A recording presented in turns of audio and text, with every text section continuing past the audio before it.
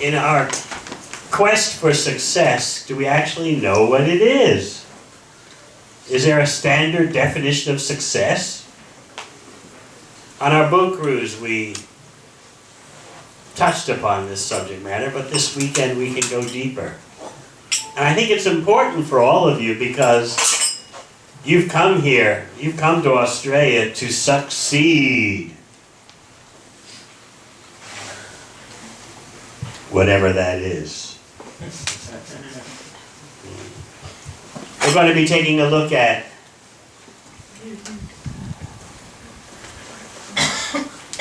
first chapter of Bhagavad Gita again, where Arjuna is convinced that the path before him is a failure.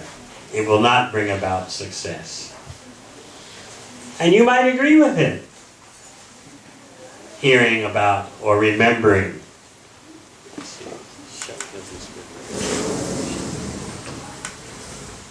Hearing about or remembering the scene at the start of the Battle of Kurukshetra. Arjuna said to Krishna, I don't see how any good can come about from this fight. Everything looks the reverse. Has it ever happened to you in life where your options look totally unattractive? They look like complete reversals. When times like that happen, you start thinking, what is the purpose of life? What am I supposed to be doing? But when times are good, you don't think about it. You just roar ahead on autopilot, right? When we hit a wall, when we hit a huge bump in the road, then we start thinking, what is life all about? What is the purpose? Over the years that we've been doing this retreat, I've talked to so many of you, persons like you, maybe not you specifically, but persons in your situation.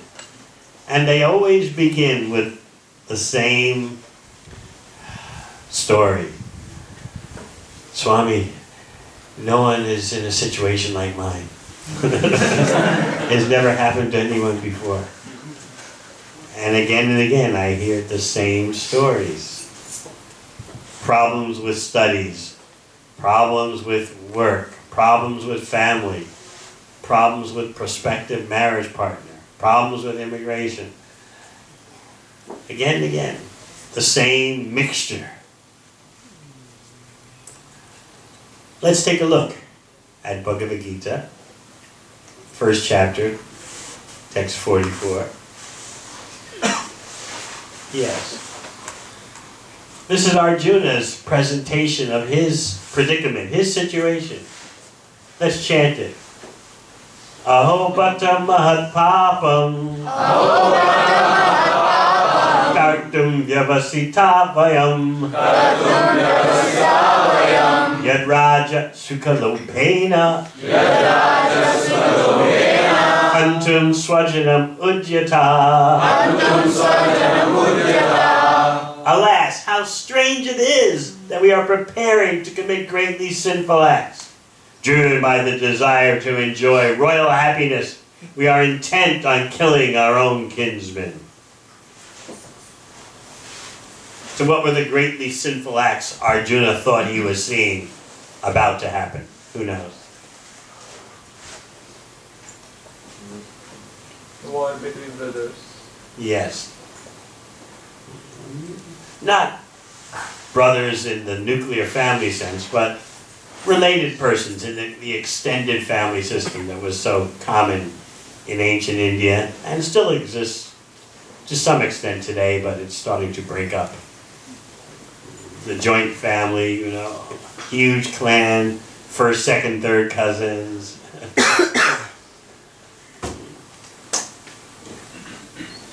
Arjuna saw the coming battle as a failure. This is not success. And Krishna, he's saying, just look what's motivating us. We're driven, we're motivated by the desire for royal happiness. We want to enjoy it. How sinful. We're about to engage in all this killing just so we can taste the enjoyment of royal happiness. Therefore, we're so focused on killing our own relatives.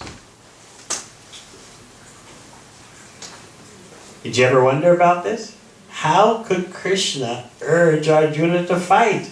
It sounds like Arjuna is right, doesn't it? How many have wondered about this before? Raise your hands. Of course, do you know the circumstances of Bhagavad Gita? That Arjuna, the Pandavas, are responding to aggression. So first of all, we have to establish what they are responding to. The Vedas say that you must defend yourself and take action if someone tries to burn down your house, take your wife, attack you violently, take your land. All these things require an appropriate response, not pacifism. How many of you would just advocate letting these things happen and no action is taken? Your wife is being kidnapped or assaulted, your land is being confiscated, your house is being burnt down. In fact, what was the situation with the Pandavas about their house? It was set afire by arsonists to kill them inside the burning house. Their wife the attempt was made to disrobe Draupadi in public.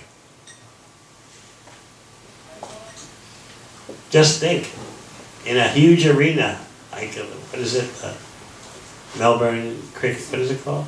MCG. And there your wife is being stripped in front of everyone. Of course, in this present day and age, many would consider it a compliment. But according to Vedic culture, this is worse than death.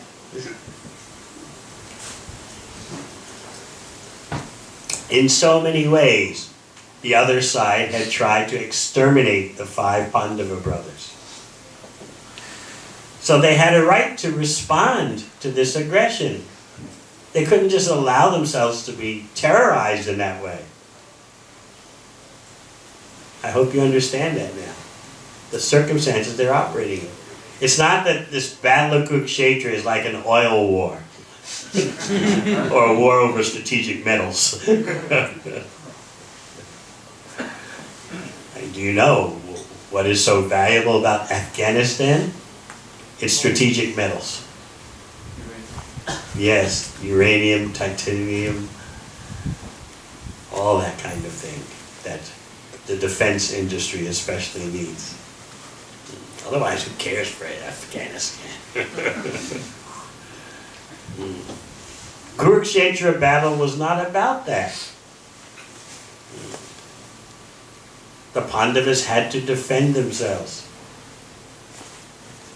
Not only were they responding to aggression, but what was their occupation?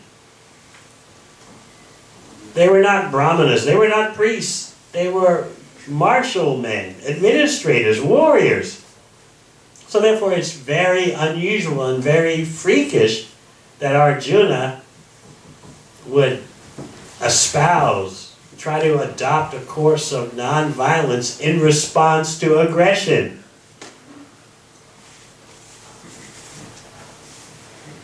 If someone related to you, outside the nuclear family, but maybe second or third cousin, tried to burn down your house with your own family inside, or tried to assault your wife, tried to confiscate all your property, would you just let it be Om Shanti? No. You would take action.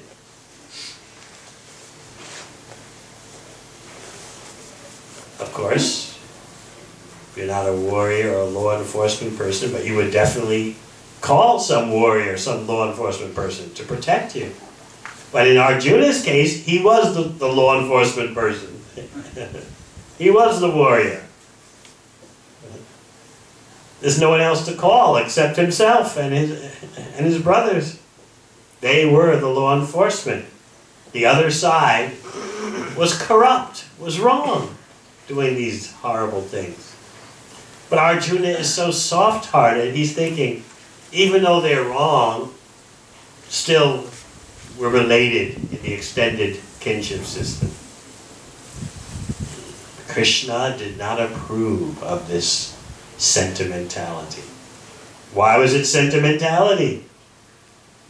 Because the other side had done horribly aggressive acts, which Kshatriyas, Vedic warriors, are duty-bound to respond to.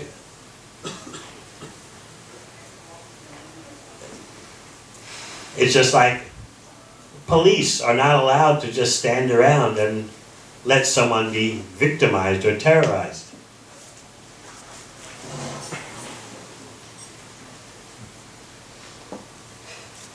I know, for example, my father was a police administrator in New York, and there the police are required, whether administrator or ordinary officer on the street, you're required to carry a gun with you at all times, because even when you're off duty, if you see a crime, you have to intervene. So they carry an on-duty gun, and then when they're off duty, a smaller off-duty gun that fits in the band of their pants. So one day he was driving, he was off duty, and he saw a man chasing some teenagers. It looked like it was going to be a violent confrontation. So he drove his car to the edge of the road, parked the car, jumped out, and he was right near the man and shouted. He pulled out his badge so the man could see. Although, in other words, although I'm wearing plain clothes, I'm with the police department, showed his badge. The man turned around and stuck a gun in his chest. So my father, because of training in the police department, with one hand, he knocked the gun hand away. With the other hand, he drew his own gun and fired. The man was only like 30 centimeters in front of him. Of course, the man was finished. So, everyone knew. No one, of course, criticized. Everyone knew that this man was chasing others, chasing some young persons with a gun, and then he stuck the gun in the chest of a police officer. There's no crime here. There's no question. You wouldn't criticize, right? He's protecting the public, even though he's off duty, and he's protecting himself. So then why do you criticize Arjuna and Krishna?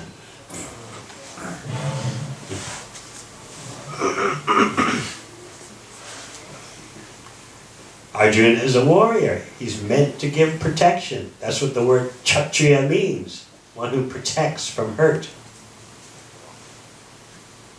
Still, because Arjuna is soft-hearted, he's wondering, is this success?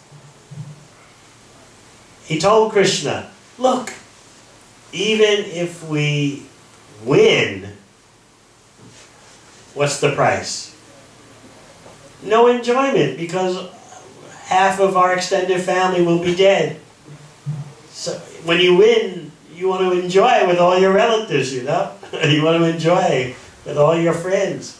But in this war, victory will be at the cost of so many of our relatives and friends. They'll be dead. So what is better, to win or to lose? If we lose, we suffer. If we win, we suffer. Therefore, Krishna, I don't want to fight. The other side, the aggressors, they may be so driven, they are so driven by the desire to taste royal happiness. But why should we, who know better, also share that wrong motivation? Let's try to understand Arjuna's thinking about success, because we're going to ask you also about success. What is your version of success? You should be thinking about it. So Arjuna, in the first chapter of Bhagavad Gita, is questioning, is this success? It looks like failure to me.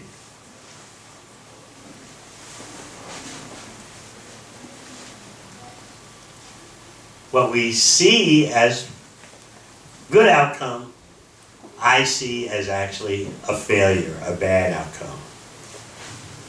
But Krishna disagrees. And because Krishna's version and vision is superior, the whole Bhagavad Gita ends with Arjuna adopting Krishna's version and Krishna's vision. Basically, Krishna told Arjuna, even if you don't fight, that won't alter the outcome. These soldiers are not going home. They're all finished. Because Krishna wanted to correct a huge imbalance in the world. Too much accumulation of military power is considered demoniac from the Vedic point of view. But we take for granted all the nuclear weapons, all the huge armies, all the military spending. We don't think about it, right? You don't worry about it. But it's actually the symptom of a demoniac society.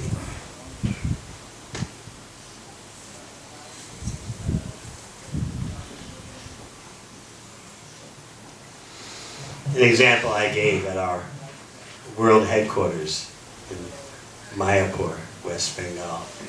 There, we're trying to build a great temple, the Temple of Vedic Planetarium, with so many exhibits, so many wondrous expositions, demonstrations, Vedic knowledge. The grandson of Henry Ford,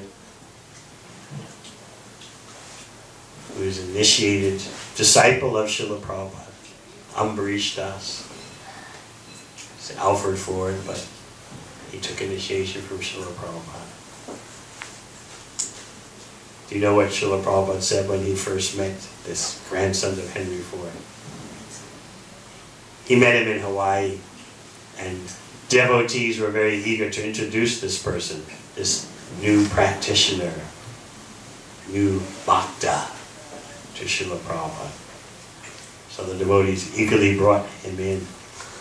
Srila Prabhupada, this is Alfred Ford. He's the grandson of Henry Ford. What was Srila Prabhupada's first statement? So, you are the grandson of Henry Ford? Where is he now? In other words, he was not going to flatter this extremely wealthy person, heir to such wealth. Henry Ford, your grandfather was so great. He died long ago. Where is he now? Immediately makes you think. So he's using his inherited wealth to build this project. Let's say it's worth about 65 million US dollars. That's the estimated budget. So you may say, oh, so much money for a temple. $65 million. What practical benefit will that have for the world? How will that contribute to success in the world? There are already so many temples.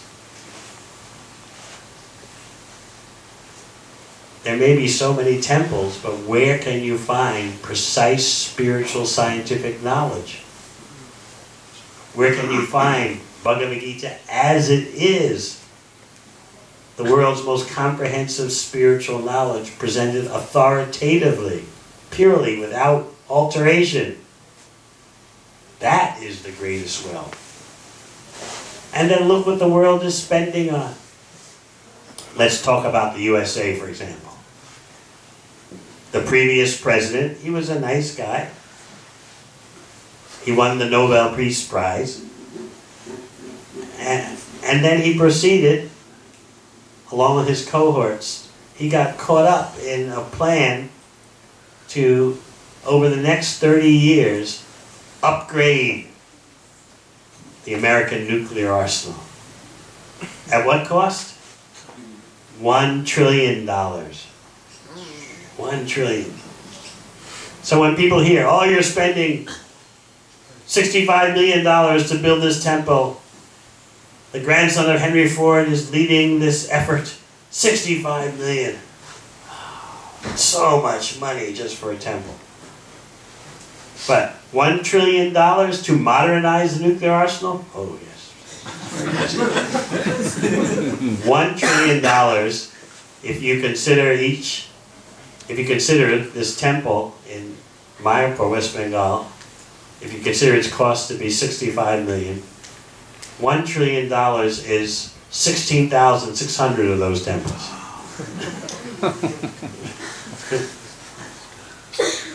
16,600 of those temples. Yet people say, oh, 65 million for a temple is too much. 1 trillion for modernizing the nuclear arsenal? Oh, it's very necessary. Safeguarding freedom, safeguarding human rights. Then, there's an economic fact that economists, you have anyone here studying economy? No, it's only IT, right? No deviation from IT. So, economists are puzzled by the fact that corporations in the USA, American-based corporations, have in cash reserves, cold cash reserves, total of $1.9 trillion. This assets, cold cash assets. $1.9 trillion. How many temples is that? 65 million each? 33,600 of those temples. So when people talk about spending all this money just for a temple of Krishna, just to teach people about Krishna, they're being ingenuine and ignorant because they fail to understand how much money they're throwing away every day. How much money is being thrown away. Economists, they say there's nothing in history to compare this huge cash reserve to. It's never happened before. Generally, corporations want to borrow. But they have cold cash reserves.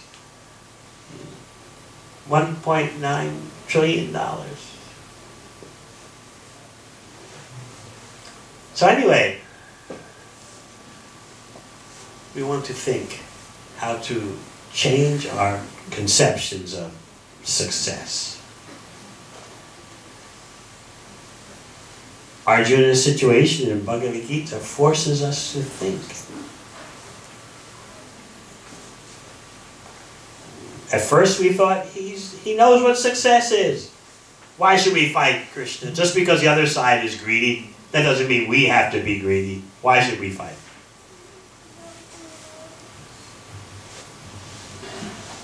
Krishna is making politics.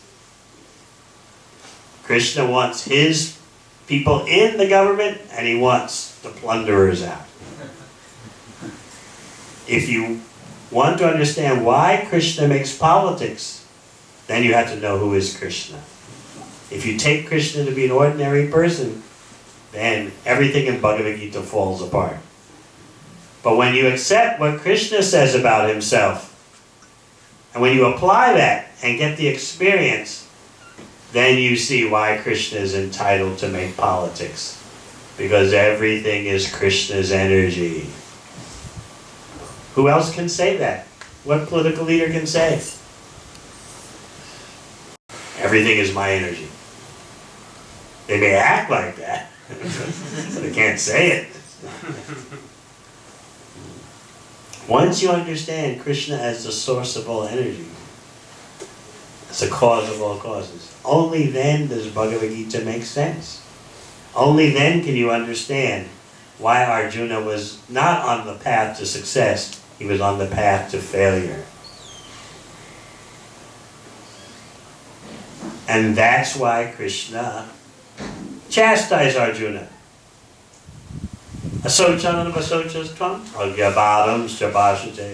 You're speaking big words, Arjuna, but you don't know what you're talking about.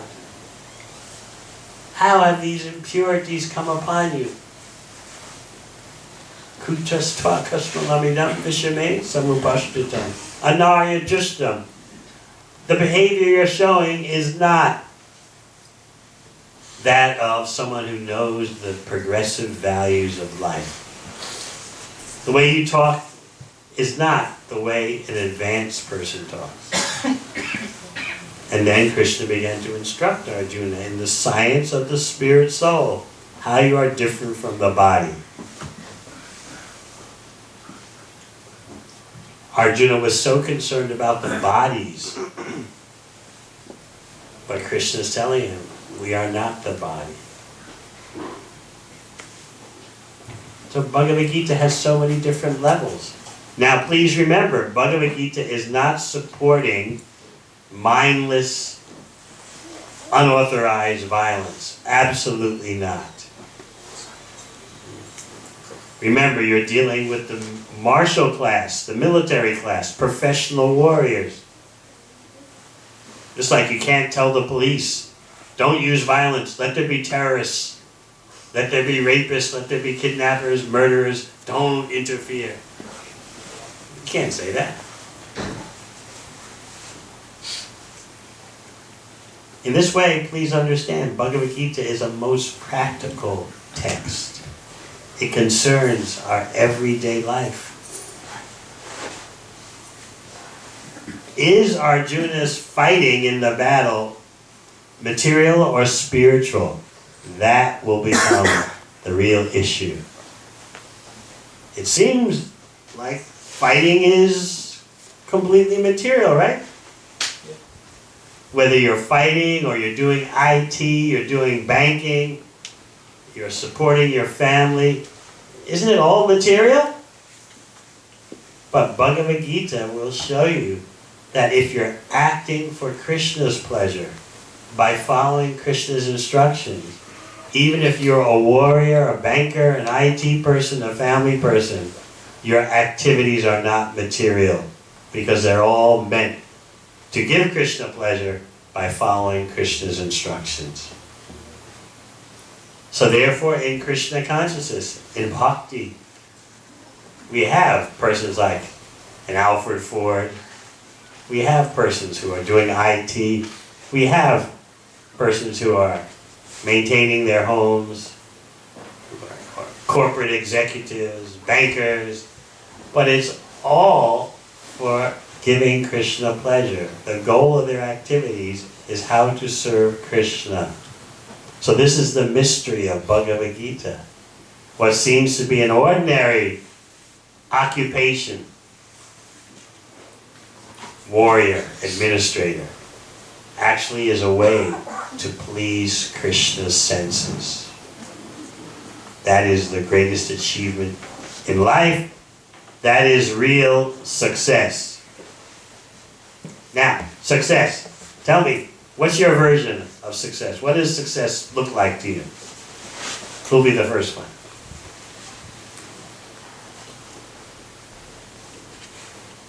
None of you? Yes, yes? For me, success is just doing the work, what you're supposed to do. Doing the work you're supposed to do. No initiative? No, that's it. Do what you're told. Just do what you're told, just do your work and that's it. And then that's success in life. it will lead me to success. All right. Okay. Anyone else? Yes. Success is the result which gives you happiness. Be it money or be it devotion or anything. It just gives you happiness. All right. That's a common answer, but it leads to the next question, which is? What is happiness? Exactly. So you just push the mystery down the road a bit. Anyone else? Success? Yes. Being a dutiful son. Being a dutiful son. Parents. Well, what does a dutiful son mean? If, let's say your father likes to gamble at the casino and you drive him to the casino every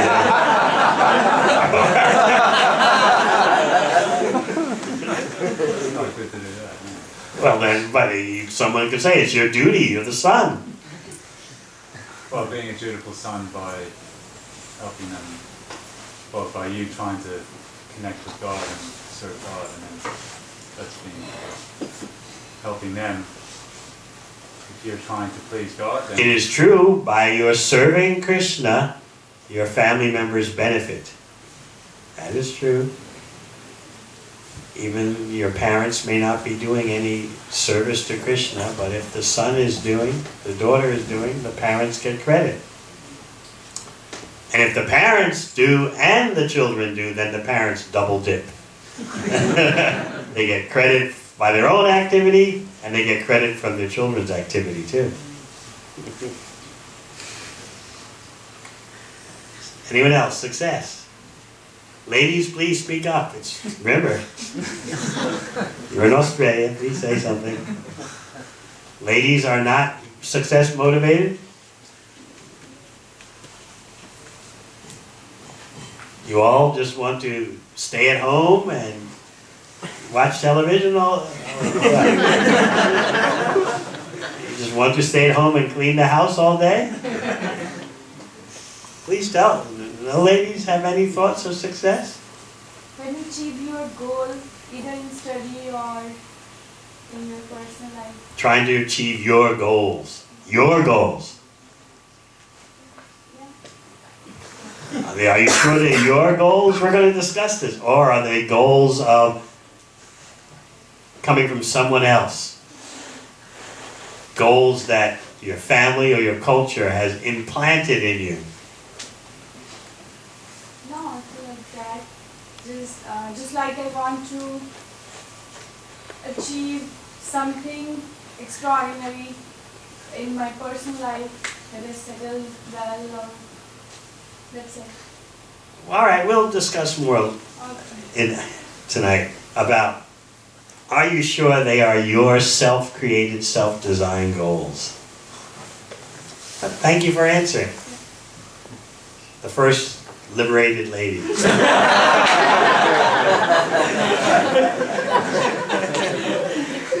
Any other ladies who want to break off their chains? Yes. For me, success is actually I daily serve to Krishna at my home. I used to offer food and everything. I used to do chanting and be focused. So someday I can't focus, like I can't reach to some extent. So, and someday I can. So on which day I just reach to the God, to the Krishna, by being focused. On that day I feel myself, today I have been success. What I feel. So you're talking about what Krishna says in Bhagavad Gita, whatever you do as an offering to me? And satatam kirtiyanto mam, always chanting my glories. Mamana bhavavad bhakto, always think of me, become my devotee. That's the success you're referring to? Very good. That's Krishna's version of success. But we may not agree with Krishna's version all the time, right? So let's hear your version. Don't be shy. You don't have to be so spiritual. No one else interested in? Yes. I think if you sums it up on your deathbed, it should be, success should be look like that the whole life, how many people you have served, either the God or the community or your associate family members, brother, relatives, and you all satisfy them, and that should be measured as a success as a whole life. As not a selfish person, if you in the whole life you spend satisfying your needs and your enjoyment, then I don't think you'll be measured as a success. But how many times you serve the God or whole life serving others you have dedicated, they would have measured as a success in the end. In the end. In the end.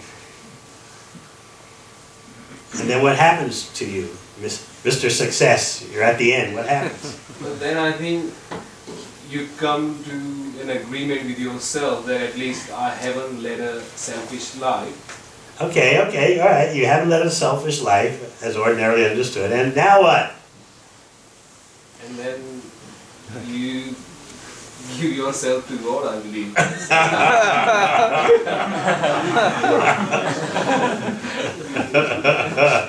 How do you do that?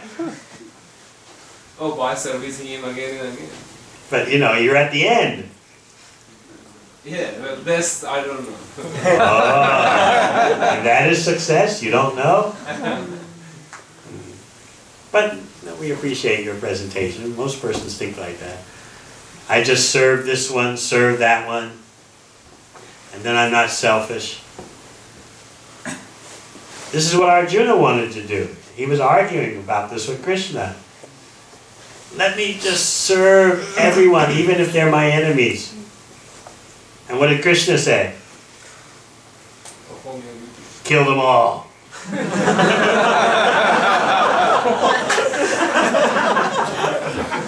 So who's right? Who's wrong? Huh? Yeah, yes.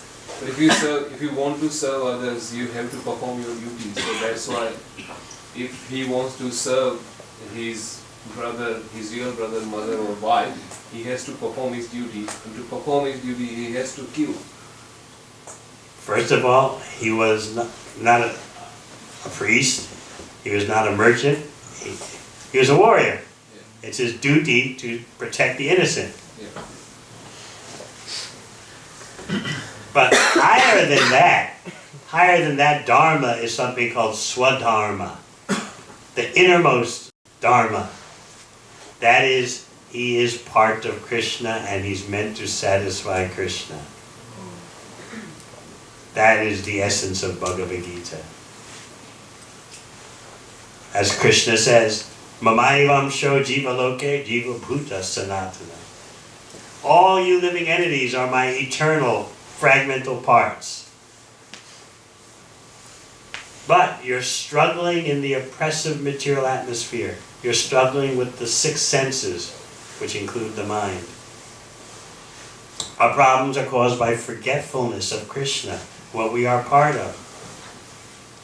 So Arjuna's real success will come in Bhagavad Gita later, when he acts in complete harmony with Krishna's desire.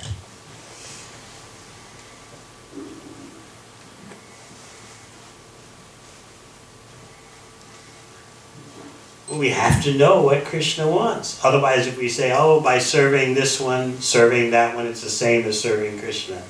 No. When it's time to eat, where do you put the food? In the mouth. But there are so many other places in the body. Why don't you put the food there? Huh? Why don't you put the food in your ears? Up your nose? Why not? It's all the body. Why don't you do that? Huh? That's where you get the energy from. The mouth, you're saying, is the authorized place where the food goes, and in that way, what happens? You get the energy from it. The whole body becomes energized. Similarly, Krishna is the root, the authorized place to apply all your service. And then everyone and everything is benefited. Water the tree at the root. Don't try to water each leaf of the tree individually. So bhakti, Krishna consciousness, is the science of serving everyone and everything by serving Krishna. Finding the root of all existence. But if we spend our life imperfectly trying to water this, water that, nourish this, nourish that, serve this, serve that, and we don't find the root, that is a failure. If you find the root and put your energies, your love, your service there, then you are successful. That's the message of Bhagavad Gita. People are so frustrated today because they're missing the root of everything. So if you try to serve this one, try to serve that one, and neglect the root of all living entities, then you have failed. It's just like if we give you a hose to water the tree back there, and you try to water each leaf on the tree, and think you've done your job. No, the tree drinks water through its roots. So please understand this. Okay, more success stories. Yes, what is success? The definition of success to me is seeing God in the other person. Seeing God in the other person. Only the human beings? In everything.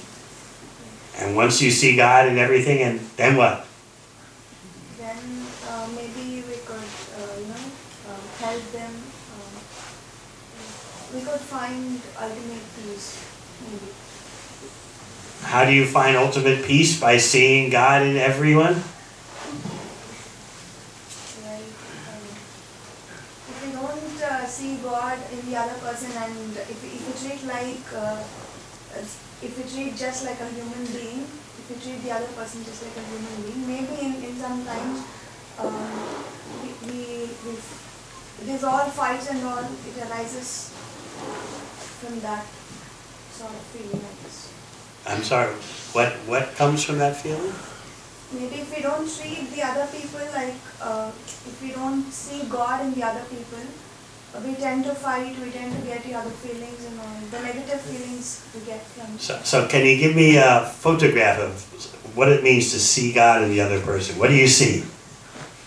Every people will have positive and negative part. So if we take positive part. I know about the positive and negative parts, but you say seeing God. What are you seeing? Maybe I think positive part is God.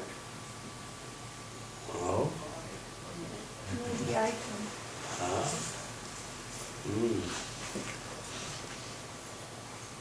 Well, what does Krishna say in Bhagavad Gita?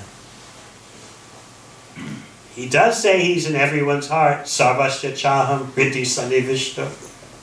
He says, I'm present as the super soul in every living entity's heart. And not just the human beings, all living entities. It's not that we say, oh, I see God in all the human beings, and then I go to Sizzlers. Then I go to KFC. You don't do that, right? Very good, very good. So what does it mean to see God in everyone? What is that success? What does it look like?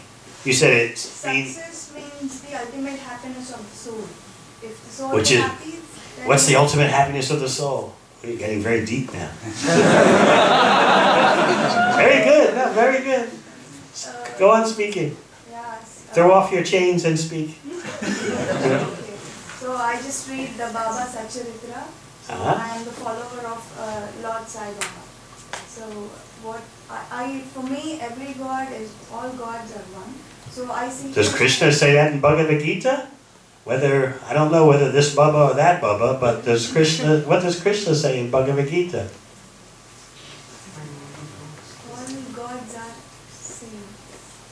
You know Bhagavad Gita? That's the standard spiritual law book. Yeah. Krishna says, Aham sarvasya prabhavo matta sarvam pravartate. I'm the source of everything, material and spiritual. Everything emanates from me. Krishna doesn't say everything emanates from this Baba or that Baba.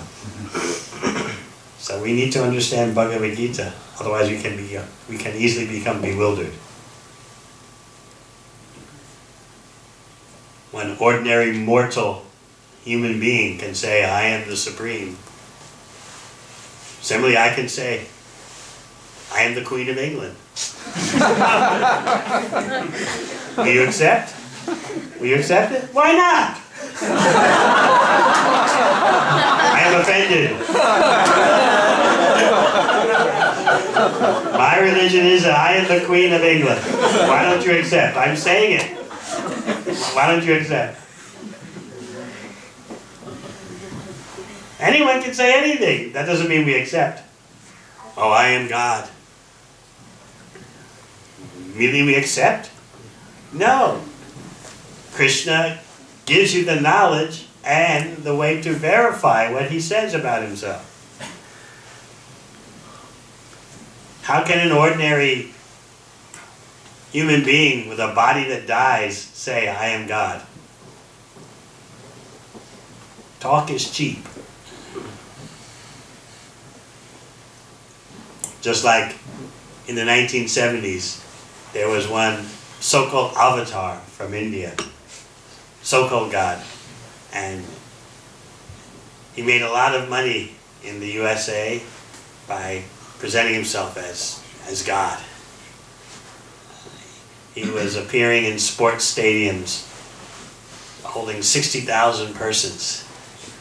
He was announcing, I am God. He was a 16-year-old boy. And Srila Prabhupada would publicly challenge him.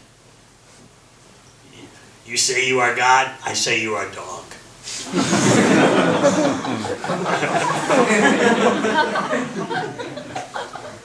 You say you are God, well then I am the kicking God, I kick on your face. And finally, this so-called God had a toothache, and he had to go for operation. So Srila Prabhupada told the media, just see what has happened. God has a toothache?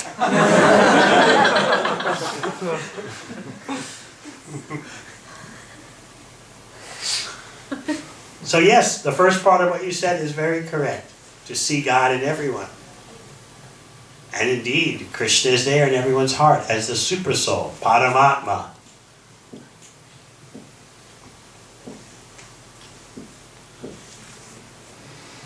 To see everyone as carrying God in their heart means you recognize that they are energies of God.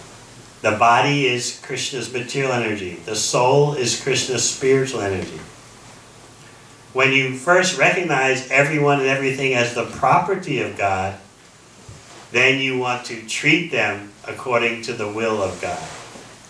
And that's what Arjuna will conclude in Bhagavad Gita.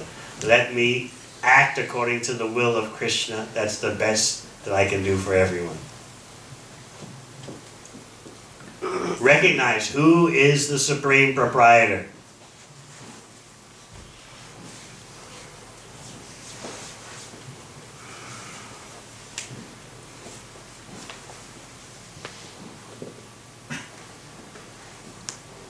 I remember once I was speaking in South America, a country known as Ecuador. Anyone who's been to Ecuador in South America? No, I don't think so. So, even in such a remote place, there were some persons from India there doing business, of course. Import, export, and IT. They thought, let us go to this remote country and we'll take over the IT affairs of the whole country. So, anyway, they came to see me. They were very enthusiastic to see me. And so they sat down before me and they began to speak. Swami, our Guru is God. I tried to avoid, I didn't want to discuss with them. I didn't. Please, I'm getting tired. Maybe we can discuss it another time. Swamiji, please understand, our Guru is God. You have to excuse me, it's been a long day. I'm feeling very tired. So we ended the meeting. Next morning they came back. You want to see Swamiji? They were so persistent, so the devotees brought them into my room where I was staying. They sat down, and again, Swamiji, our Guru is God. So I looked at them and said, if that is the case, then I am the Queen of England. Swamiji, you are not the Queen of England. I said, similarly, your Guru is not God.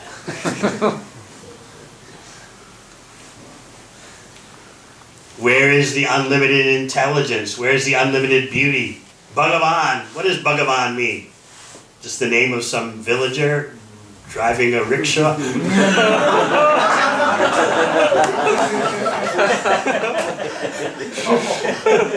Bhagavan means one who possesses unlimited opulence. So if you call yourself Bhagavan, you call yourself God, we want to see 6 things. The Vedas say, Sadaishvarya Purna, unlimitedly full of 6 opulences. Wealth, strength, fame, knowledge, beauty, renunciation. Each one of those 6, infinitely deep. That is God. So when some ordinary human being says, I am God, then you can say, all right, I am the King God. I take my shoes off and... So it is good to want to see God in everyone. But we have to know what we're looking for, what to see. First of all, you see everyone as the energy of Krishna. And when your love becomes so intense for Krishna, by your recognizing everything as Krishna's energy, then gradually you're able to see Krishna himself in the core of everyone's heart. We need to understand Bhagavad Gita, otherwise we can easily be misled. So many sadhus, so many babas, so many this, so many that. Who do we listen to? And then you become frustrated, right? We don't listen to anyone.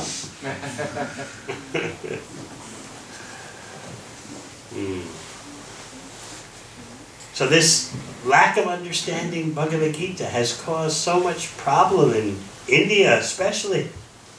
The land of Dharma doesn't know its own book. Okay, success. Yes. For me, success would be if I could balance my spiritual life and my material life. That's very good. Anyone else? I Yes. got similar. Huh? I got similar. Oh, sorry, was it? No, go ahead.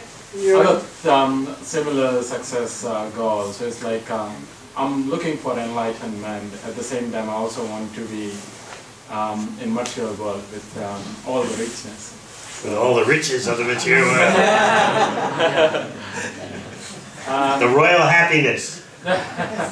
Raja Sukha Lobhena. The desire to enjoy royal happiness. Yes? But it's not like I just want to do it for myself. Right, you want it for your family, your friends. No, it's not for family. I want to do something good for the society with that. Oh, what is the good for society? This is another prominent theme in Bhagavad Gita. What is the actual good for society? If I can get more people into this path, then Oh. I would consider it. In other words, if you can please Krishna by reconnecting his lost parts with him. Yeah. Oh. Yes, you can use all the wealth in the world for that purpose, just like Alfred Ford, Ambarish does.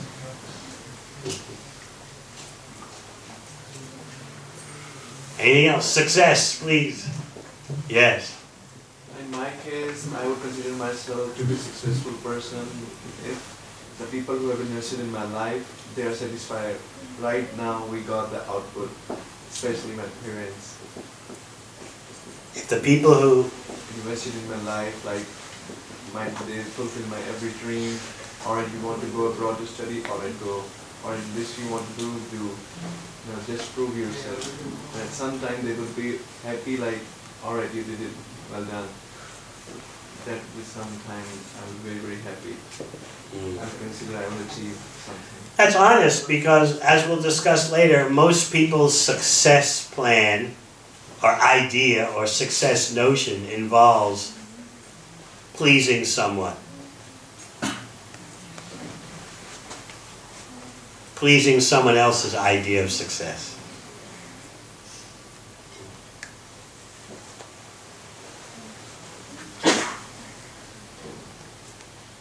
I remember, for example,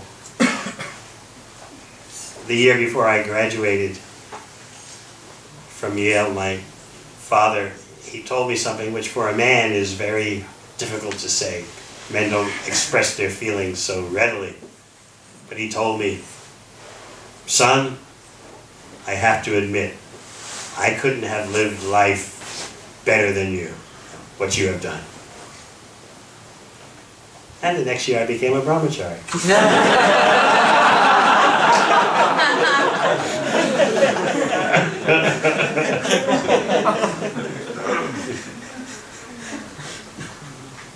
It wasn't what he had in mind. But I knew I was doing the best thing for him. He was a complete materialist, but he'll get credit from my bhakti activities.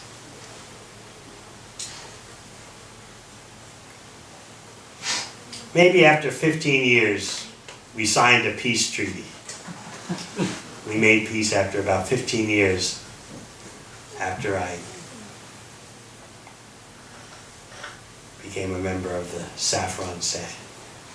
He said, all right, son, here's the peace deal.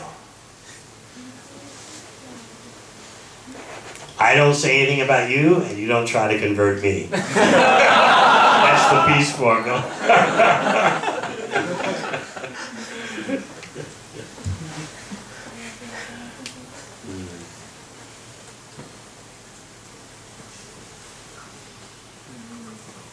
So it's true, honestly, most of our ideas about success, our notions about success, involve satisfying someone.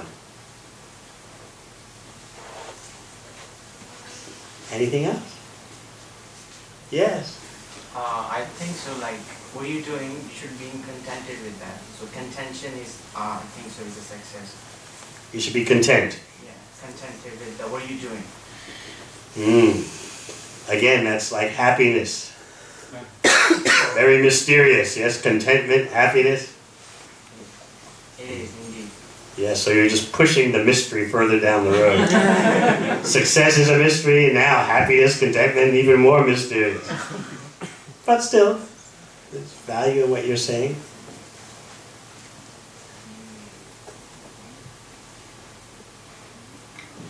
Anyone else? Success? What is success? Yes. It's like a ladder, so it's very step by step. So you like successfully graduate from your college, then university, then you aim higher and you keep achieving it in a systematic way. So that is like Achieving what in a systematic way? whichever course that we are in, like our studies or our So you're going to keep studying all your life and keep completing your studies. Will it ever end? You're going to spend your whole life in school. Yeah? PhD, yes? And then what's after PhD? Postdoctoral.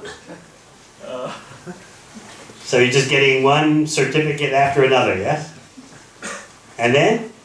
and sometimes also for your family, because I think whatever your dreams are somehow even driven by what makes your family members happy. I think that is what is passion or something that drives me to work.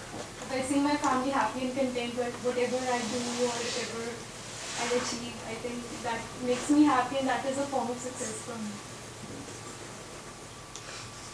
All right. What about in my case?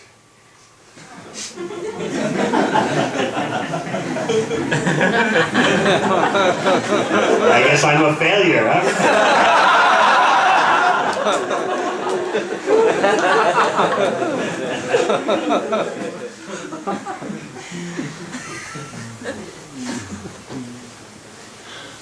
Huh? What about me? So it was good that my father and I made the peace treaty. Right? You do what you like, son, and don't try to convert me.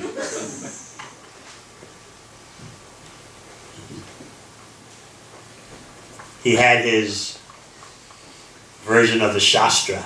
You know what his Shastra was? Playboy magazine.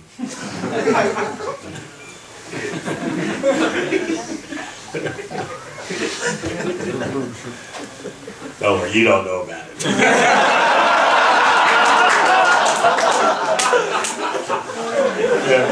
They have in India Playboy magazine?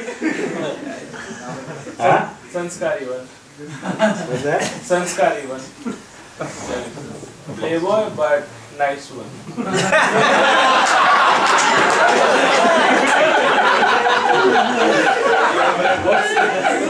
How many of you know? I don't even know. Is it still published? Rob, do you know Playboy magazine? I think they still publish it, but they're no longer included.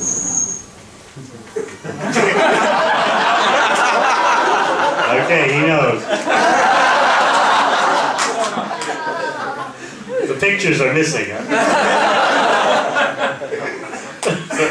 How many of you know what Playboy magazine is? Raise your hand. Oh, you see? So that was my father's Gita.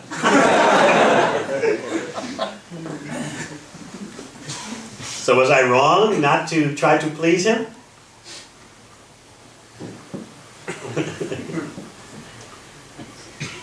Actually, I'm giving him the highest benefit. He'll get credit from my service to Krishna.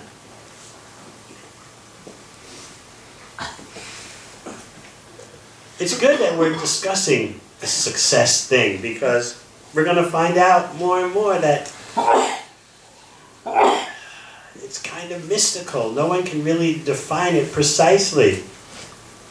And even if you can, success means getting certificate after certificate.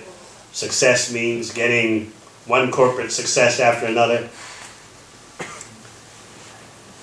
What does that do for your insides?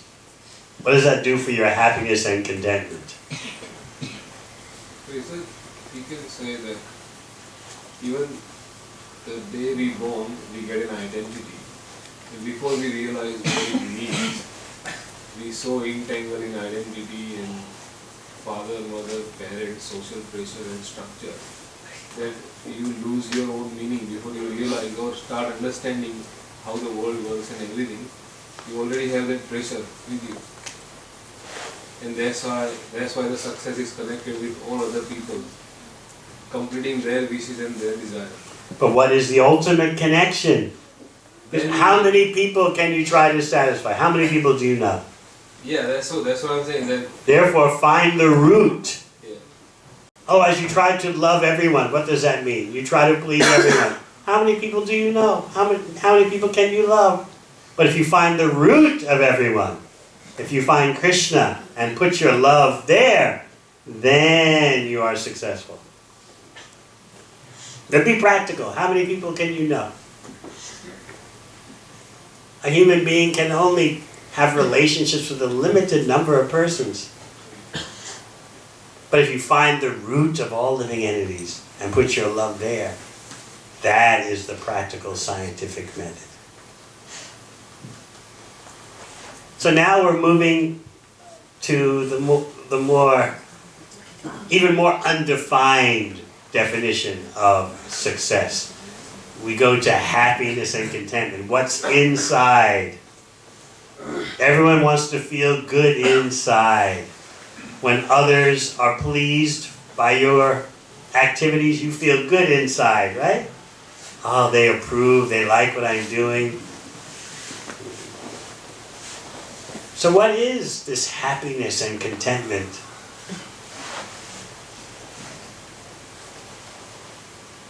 Does it come from relationships? Does it come from acquisitions? Does it come from sensuality? Does it come from entertainment?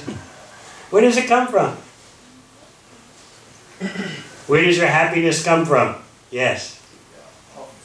Try to awake your Krishna consciousness. Oh, you're one of those spiritual guys. Well, that's the ultimate goal. If you don't do Really? You accept that? Yes, I accept that. And you act on that? Yes, I do act on that. Oh, Every okay. day. Huh? Every day. Every day. And could do a bit more, yes? Yeah, I'm trying. Probably, if I get there at the end, I will be successful. Get where? Awaken my Krishna consciousness and finally connect myself to Krishna. Very good. Okay. I should follow you.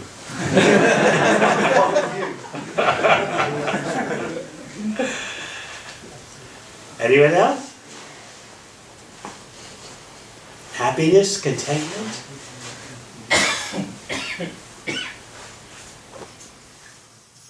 No one knows what their own happiness and contentment is? Simply try to please others? Ladies, you don't know what happiness and contentment is? Happiness is having a new baby? They're all blushing now. Yes? It's from the mind.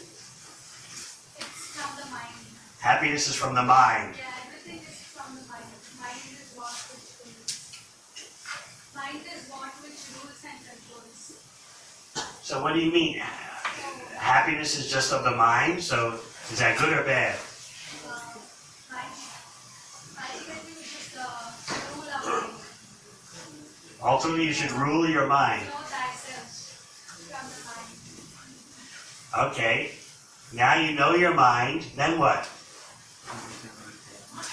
That is what which gives happiness, sadness. Knowing your mind. Yeah, that's true. Your mind gives happiness and sadness. Okay, now you know that. And then? We got to maintain equanimity in both. And how do you do that? What is maintaining the equanimity? Aha. Krishna explains in Bhagavad Gita that when you, the spirit soul, maintain equanimity in all situations of happiness and distress, then you are fixed in proper consciousness, in higher consciousness. It is the soul that is not disturbed by the movements of the mind. That is a real yogi. That's what you want? You're not sure, huh? Maybe that's still, that's where we deal with the root. Deal with the what? Yeah, The deal root? with the root, yeah. You deal with the root through service to Krishna. Just like you deal with the stomach by putting the food in the mouth. By serving Krishna, you are serving everyone because everyone is Krishna's energy. But how do we come to know about that? It's believing blindly or superficially, or how do we, at experiential level, how do we come to know that it is Krishna? You're interested, huh? You're interested in knowing and experiencing? You take what Krishna says in Bhagavad Gita, you enter the bhakti laboratory, apply your senses, and you'll get the experience. What do you say about that? How do we apply? What is the process to apply? Using your senses for Krishna's pleasure instead of for illusion. Instead of using your tongue to speak about so many temporary material things, you use your tongue to speak about Krishna, to chant the Hare Krishna mantra. Instead of using your intelligence to learn so many temporary things, you use your intelligence to study the science of Krishna. Instead of having an ordinary home, you have a home that is centered upon Krishna. Instead of having an ordinary family, you have a family that's dedicated to Krishna. You can learn how to do all that. What do you think? Knowing is different. Though we know it, but when anger or something overpower, we easily get overpowered with it. But you need higher spiritual strength. And that comes from the Hare Krishna mantra. That mantra, the Krishna mantra, is the sound vibration that will free your mind from illusion and connect it to Krishna. You wanted to know the technique, so I'm telling you. It's not about belief. It's about knowledge and experience. Because you don't want to be a true believer, do you? But you want to have the knowledge and experience the knowledge, yes? Well, you've come to the right place. As Krishna says in the 9th chapter of Bhagavad Gita, Raja Vidya, Raja Guyam. This is the king of knowledge, the most secret of all secrets. Sasukam kartam avyayam. It is joyfully performed without end.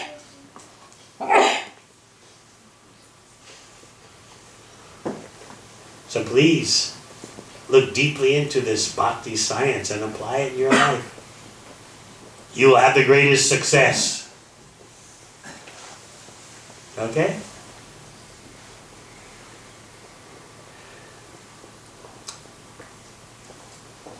Tomorrow, hopefully, we'll have our video clips and we can take a deeper look at the traditions that are shaping us, and at the same time how those traditions are falling apart and what is ahead of us on the road. But I think tonight you had some experience of how your conceptions of success are very much culturally shaped by society and your family. In other words, you're not free, independent agents. You're carrying baggage from your family and society. They've told you, success looks like this. And so you pursue that. Whether or not that's good or bad, we won't say right now. The fact is, you come into this world alone and you leave alone.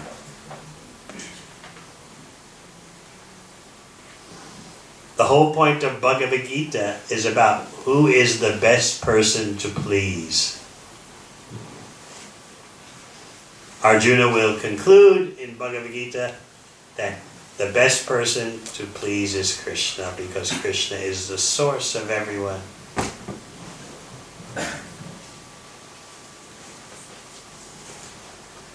All right. Very interesting. One last thing. We talked about in the beginning about the vision of success as a race. Your life is a race towards success. And a race has its dangers that you won't win. In fact, you may stumble and fall and be trampled. What's another vision of life in the hunt and pursuit of success? Another image is a ladder. You climb up the ladder one step after another. And when you get to the top, you look down on everyone else who's below you. And you know, on a ladder, there's not room for many persons at the top. So it's just you. I've made it. I'm at the top of the ladder. You are down on a lower rung of the ladder. So it's a very lonely place to be at the top of the ladder. And you find that persons who are so-called successful often are very lonely because they've attained a perch that no one else occupies. And they feel so isolated, so lonely. So both these images of success, the race, which you're running, trying to be number one, or the ladder, you're trying to climb it and get to the top, both of these are faulty.